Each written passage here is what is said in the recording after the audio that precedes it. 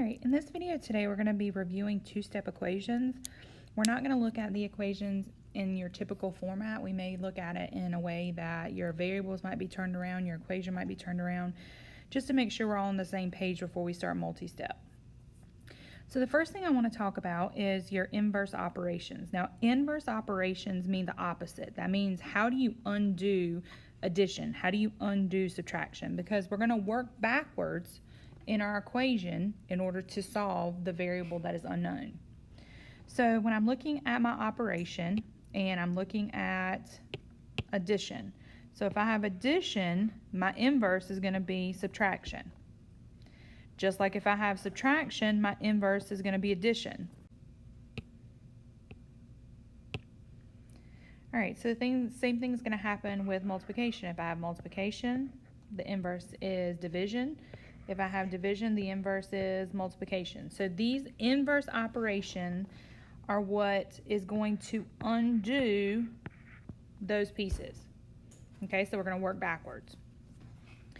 Alright, so let's take some examples. And in these examples, the biggest thing that I want to make sure we talk about is formatting. So you're used to a typical equation where I have 6x minus, or for number 1, I have 6x minus 7 equals a number, which is -5. So you're used to that formatting, okay? So what happens if your variable is not on the left-hand side? What if it's on the right-hand side? What if it's moved somewhere else? We got to make sure we have all those pieces together. So the first thing that we're going to talk about, if I'm looking at number 1, is we're going to circle what we're trying to solve for. Okay, so we're trying to solve for x. And since we're trying to solve for x, we got to make sure that we are understanding what is on the left side and what is on the right side. So when we do order of operations is parentheses, exponents, multiplication, division, adding, and subtracting. So we're going to work backwards. So if we're working backwards, we're going to start with adding and subtracting, then go to addition and multiplication. So if I'm solving for x, the first thing that I'm going to undo is going to be that -7. So the inverse operation is going to be +7. Okay, so I have -7 plus 7, that's going to equal 0. And that leaves me with 6x equals, and I have -5 plus 7.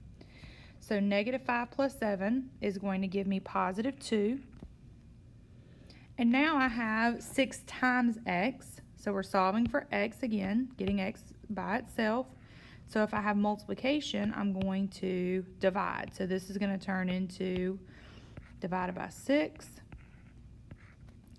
So if I have 2 divided by 6, we want to leave that in an rationalized answer. So x is going to be 1/3, because I can divide both of these by 2, and simplify. Okay, so looking at number 2. So for number 2, a lot of times students get confused because that variable is now on the right side of the equation. Well, if you go ahead and flip the equation before you ever get started, then you don't have to worry about it. Now, when I say flip the equation, you need to be very careful. You take the left side, make it the right side, and make the right side and make it the left side. You don't change anything else about the problem. You don't change positives, negatives, nothing like that. So if I rewrite this, I have 2x minus 15 equals -69. So once again, I put my line where my equal sign is, so I know where everything is focused on, what's on the left, what's on the right. So if we're solving for x here, we're going to start with that addition and subtraction, because we're doing the opposite. We're undoing order of operations. All right, so that's going to give me -54. So I now have -2x equals -54. And then at that point, I'm going to divide by -2 because it's -2 times x. And once I simplify, that's going to give me -54 divided by -2 is going to give me +27. All right, number 3. So my n variable, the one that we're solving for, is being multiplied by the -5.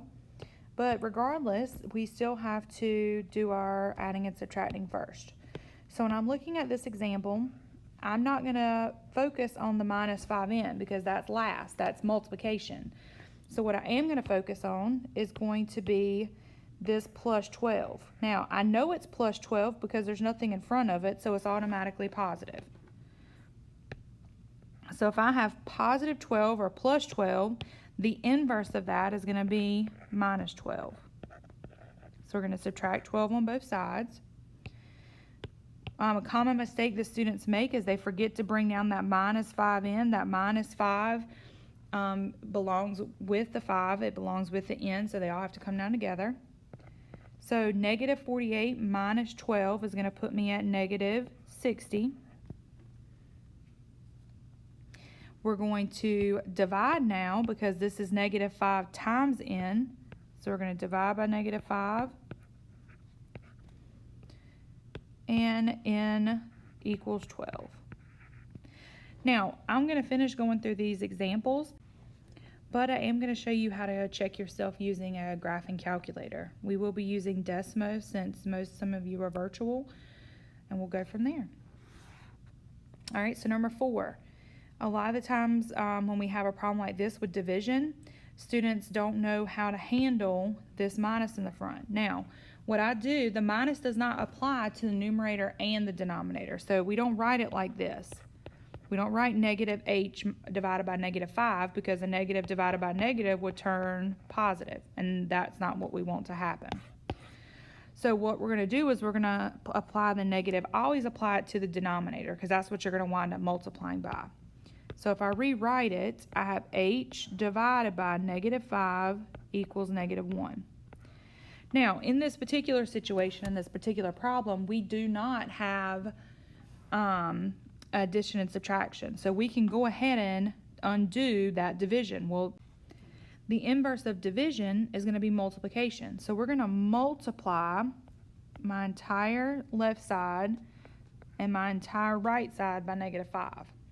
Well, that -5 would wind up in the numerator, and if it was in the numerator and I have one in the denominator, that means they're going to cancel each other because they're going to equal 1. So now I'm just going to simplify. So h equals -1 times -5 is +5.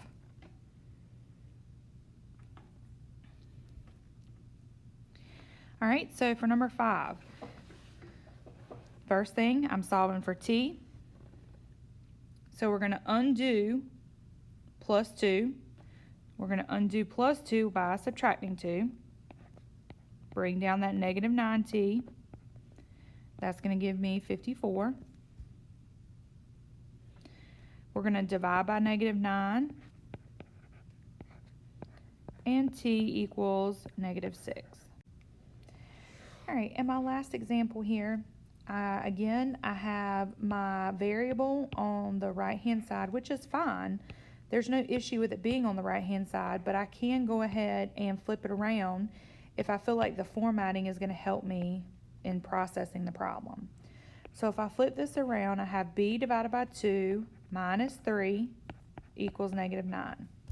Now, in this situation, we do have some subtraction first. So in order to undo that subtraction, we're going to do addition. So we're going to add 3. Now, we're not going to add 3 to the 2 because that 2 is that's not where the inverse operation belongs. We're going to add the 3 to the subtract 3. That's going to cancel. So b divided by 2, I now have -9 plus 3 is -6. And I have b divided by 2, so I'm going to multiply by 2. So that's going to cancel. -6 times 2 is going to give me -12. All right, I'm now going to show you how to check your answers for your equations into Desmos. Desmos is an online calculator. It's free. However, there is a NC version that is embedded in your final exam, so I would definitely make sure that I use that version so you know exactly what options are available and what's not. So in the Desmos NC, I just search that and you'll see it comes up the first one. Make sure it says North Carolina. And it should say NC test at the very beginning. Now if I look at number 1, I'm just going to type it up here so we can see it all together. So I have this equation. Now it's not going to do anything. It's going to give me an error because there's only one variable and we're talking about graphing and we have to manipulate this a little bit. So the answer that we got 1/3. So we can do a few things here. We can plug 1/3 in for x and test to see if it equals -5, or we can split this up graphically. So I'm going to show you both. So I'm going to start by typing 6 parentheses, plug in 1/3 for x. I'm going to hit my arrow over to close the parentheses, -7. And I can see right here in the corner, right here, that that is equal to -5. So that is true. So that's one option. I can plug my answer in. The other option is to split my two pieces into two separate equations. So if I do the left side, I'm going to do y equals 6x minus 7 and y equals -5. Now, why did I do this? Because I now have two separate graphs over here. So if you look at my two separate graphs, I have a green one and a purple one. You may have a different color. I can look for where they intersect each other. So where they intersect each other is the x value, which is 0.33 repeating, which is essentially 1/3. I think that for right now, your best option is to plug in 1/3 or plug in your answer and check what you get until we get further into systems and that type of thing, because this is basically a system that we're setting up. All right, so number 2. So number 2 that we went over was -69 equals -2x minus 15. So the answer that we got for this one was 27. So I'm going to say -2 times 27 minus 15, and that does give me -69. Okay. Now, if you wanted to continue to do the system situation, you could say y equals, so the left side would be -69. And then y equals the right side, which would be -2x minus 15. So I'm creating two separate equations so that we can graph it. Now over here it's going to be kind of hard to see it just because we have a value all the way down at -69. Now I can continue to zoom it out until I find the intersection. And then when I look at the intersection, I'm looking at the x value of the intersection right here. So I click that point and it gives me 27, which is exactly what we got as our answer.